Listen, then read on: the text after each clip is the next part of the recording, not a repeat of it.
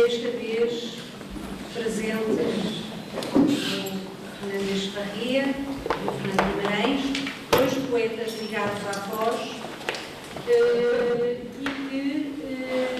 que vão ser que assim apresentadas as suas obras e as suas palavras. Também se vai falar do António Gordão Navarro, ficcionista e poeta, falecido a 22 de abril passado, infelizmente, na sua casa da Foz, e também prémio literário de ficção e poesia da Sociedade Portuguesa de Autores. Para nos falar sobre eles, Manuel Sobral Torres, Inês Taveira, João Pimenta e José Val Figueiredo. Até já, então, Ora, parece pela ordem que estava estabelecida, cumpre-me a mim falar do António Gordão Navarro. As minhas palavras são de agradecimento pelo convite e do elogio que eu devo fazer à autarquia das três freguesias, nomeadamente ao seu presidente e a todos os seus membros. De facto, é reconhecer que é um trabalho que não é fácil, até porque os recursos não são muitos, e eu já tive a modesta contribuição autárquica nos já muito longínquos finais dos anos 70, fui Presidente da Assembleia de Freguesia, daí então só Foz de Douro. Agora são mais, as responsabilidades são maiores, mas espero que os recursos também sejam mais. Portanto, meus cumprimentos e minhas felicitações.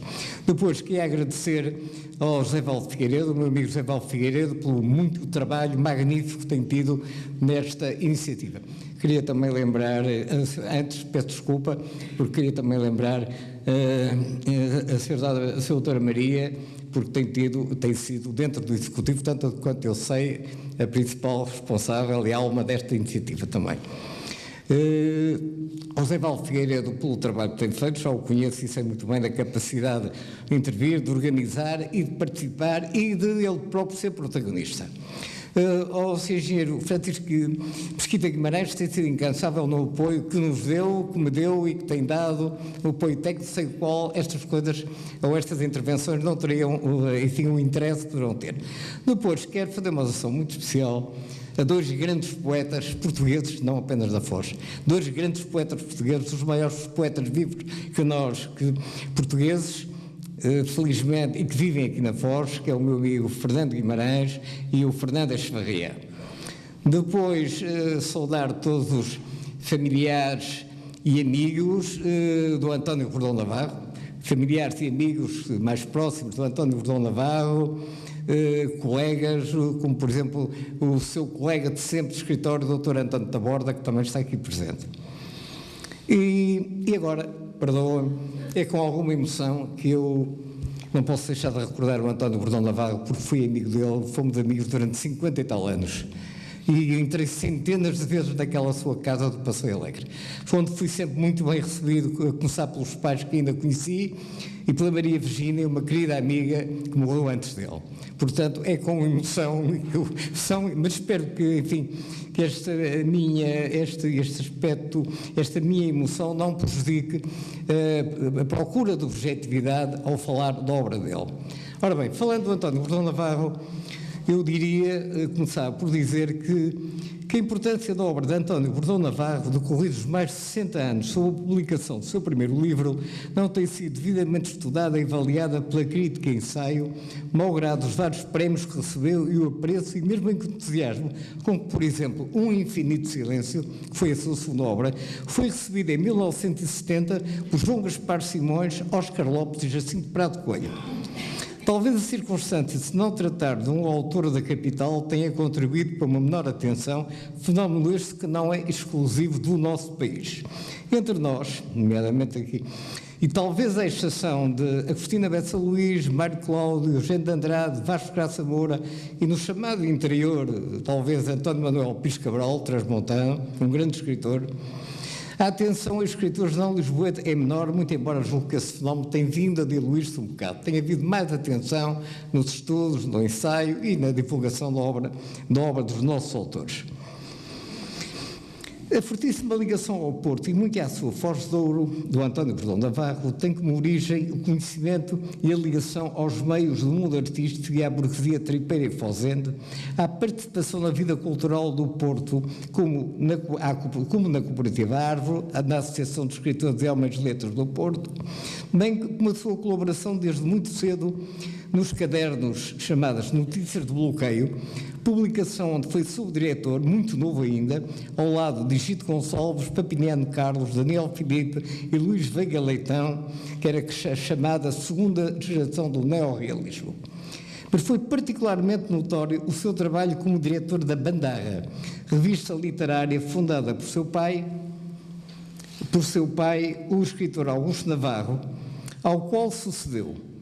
A Bandarra foi fundada em 1953 e esteve ativa até 1966, tendo publicado 84 números, com participação de autores portugueses e estrangeiros, nomeadamente espanhóis, e, à exceção notória da Águia, órgão da Renascença Portuguesa, constituiu a revista literária de maior longevidade no século XX no Porto.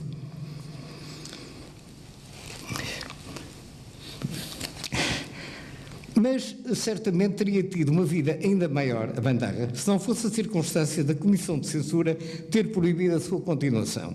Cerca de 1966, António Gordão Navarro, tendo como colaboradores mais próximos Vasco Graça Moura como editor e eu próprio como chefe de redação, resolveu dar novo impulso à revista, alterando a sua periodicidade para 4 números anuais, circunstâncias que implicavam uma nova autorização da Comissão de Censura.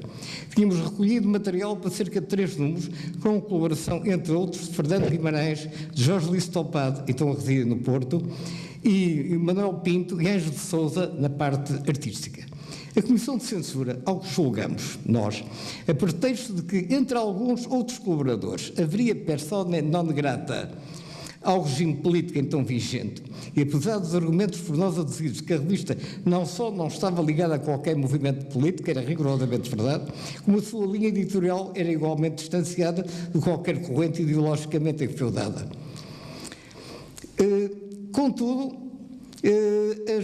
Contudo, apesar disto e apesar de algumas cunhas, passo o termo, que metemos de pessoas que conheciam o direito da censura, que era no nosso tempo de Coimbra, esse homem que já morreu, não interessa o nome, era no nosso tempo de Coimbra, embora muito mais velho,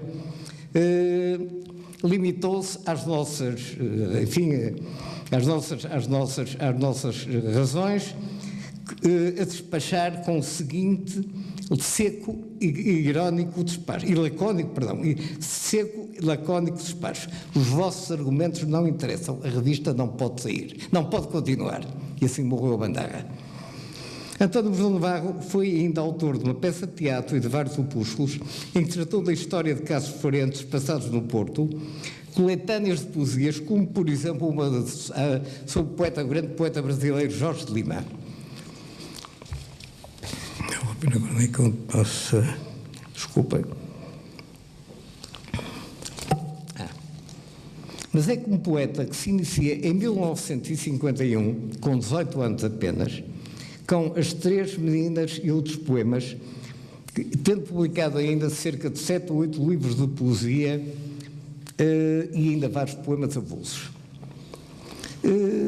É curioso, porque o António Gordão Navarro começou com 18 anos a publicar e com um pouco mais de 30 anos, depois disso, só publicou, um pouco mais publicou de poesia. Dizia que foi um ensaio para aquilo que começou precisamente por volta dos 30 anos. Colaborou ainda, o António Navarro, em vários suplementos literários e teve a distinção, reparem bem, de ser o escritor convidado para escrever um conto para o primeiro número do Expresso, em 1973, um conto que ele intitulou Dante exilado em Ravenna, em 1963, que desta forma iniciou uma série de contos inéditos por autores convidados para cada um dos números seguintes. Depois disso perdeu-se, mas o António Navarro foi o primeiro escritor português convidado para o primeiro número do Expresso, numa página central. Para o profundo conhecimento que António Gordão Navarro revela do meio social e cultural onde se insere, contaram-nos muitos encontros, nomeadamente na livraria Divulgação, em cafés e outros locais públicos e privados. Convívios diários com Vasco Graça Moura, seu primo e companheiro em muitos momentos importantes da sua vida, Fernando Guimarães, Jorge Listopada, Agostina Bessa Luís, Mário Cláudio, o pintor e galerista Jaime Isidoro, Albano Martins, o pintor Domingos Pinho, Eugênio de Andrade, que foi seu vizinho no Passeio Alegre, a casa entre os dois remedeiam a pena, onde morava também da Fundação Eugênio de Andrade, seis, como todos com certeza saberão ou repararão, seis edifícios. Destaco ainda nas suas relações, que ele tinha muitas relações lá fora, nomeadamente com autores espanhóis. Ele era um grande cultor da literatura espanhola. O Jorge Sena, que é uma figura fundamental da cultura portuguesa do século XX, em contactos que eram passados, visto que o Jorge Sena desde cedo se exilou para o Brasil, depois dos Estados Unidos, mas eram sempre amigáveis e respeitosas.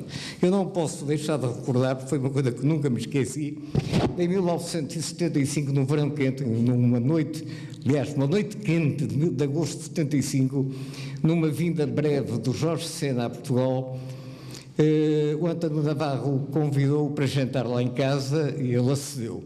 E então, no terraço, nas traseiras de casa do António, naquela noite fabulosa, o António, a Maria Virgínia, o Vasco Graça Moura, o Mário Braga, um amigo escritor de Coimbra e diretor da Verte, e eu próprio, Jorge Sena, eu lembro que estivemos até depois das 4 da manhã a ouvir Jorge Sena, realmente fascinados com aquela fabulosa inteligência, cultura e visão daquilo que se estava a passar. Mas eu queria ainda retomar a poesia e queria passar, eu daqui não vejo, mas há um poema que está a ser passado. Quando vir que já há tempo, dê-me sinal, porque eu também tenho que ler aqui um poema.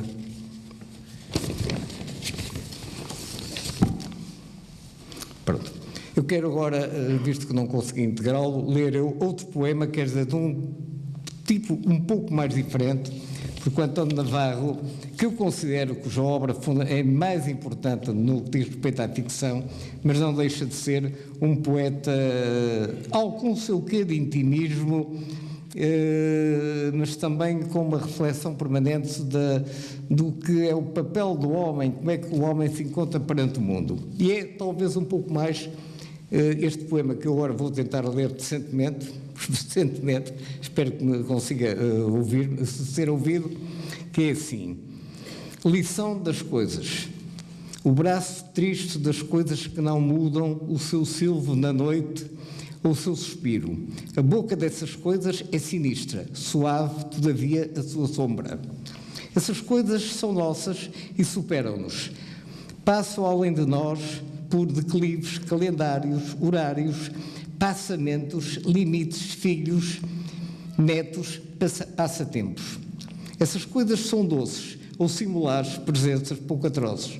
Substituem-se, mas nem por isso fogem, supérfluas ou asquerosamente serviçais.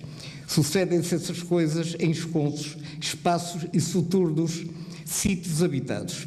Movem-se por imutáveis, seráficas e cínicas, vigiam-nos. Somos nós, muitas vezes, essas coisas. Passando agora para aquilo que eu considero realmente mais importante na obra do António Vilela Navarro, diria que é a partir deste fim de ciclo que António se lança definitivamente na ficção. Creio que a obra romanesca é mais importante que a poética, desculpa, está-me a repetir, malgrado alguns, já falei da poesia, isto aqui foi um sol de cito. Vamos continuar. Para o profundo conhecimento que António Vilela Navarro, não, também já foi lido, quer dizer, é que eu avancei um bocadinho sobre a poesia e tive que voltar atrás. Agora é que vamos entrar, de facto, na ficção. O que marca a importância na segunda metade do século XX da ficção de António Vilela Navarro. Numa leitura apressada, a linguagem e os ambientes em que os seus personagens evoluem podem parecer, por vezes, demasiado superficiais, como com uma transcrição demasiado direta do cotidiano, e não aquilo que é a marca de l'écriture, o escritor em português, no sentido em que George Steiner define a literatura. Passo a citar George Steiner. Toda obra literária é linguagem concentrada na linguagem. É uma linguagem que exibe um alto grau de formalização, de ilisão, de alusão ou expressividade. A diferença entre a literatura e a comunicação cotidiana reside no facto da literatura selecionar seus materiais de acordo com os seus objetivos e critérios diferentes da utilidade imediata ou das trocas verbais sem reflexão. A literatura só existe porque é capaz de criar uma membrana que a separa do fluxo cotidiano do discurso. A membrana pode ser extremamente permeável, mas é necessário que exista alguma diferença, uma seleção ou depuração deliberada e irreconhecível para que um romance, um poema ou uma obra de teatro adquiram a sua identidade. Fim de citação. A partir destes critérios, estamos aptos a encontrar na obra de António Gordão Navarro os elementos que fazem dela obras de arte, ou seja, um discurso que, a partir de factos isolados, articulados e conjugados, vividos e contados por personagens inspirados da realidade ou totalmente, tanto quanto possível, inventados pelo autor, de descrições ou recriações de atmosferas físicas, ambientais ou psicológicas, de reflexões do próprio autor a partir de pontos diversos, físicos ou psicológicos, como da varanda de sua casa no fim do Passeio Alegre. E vou passar a ler um texto, a propósito desta referência, um pequeno texto,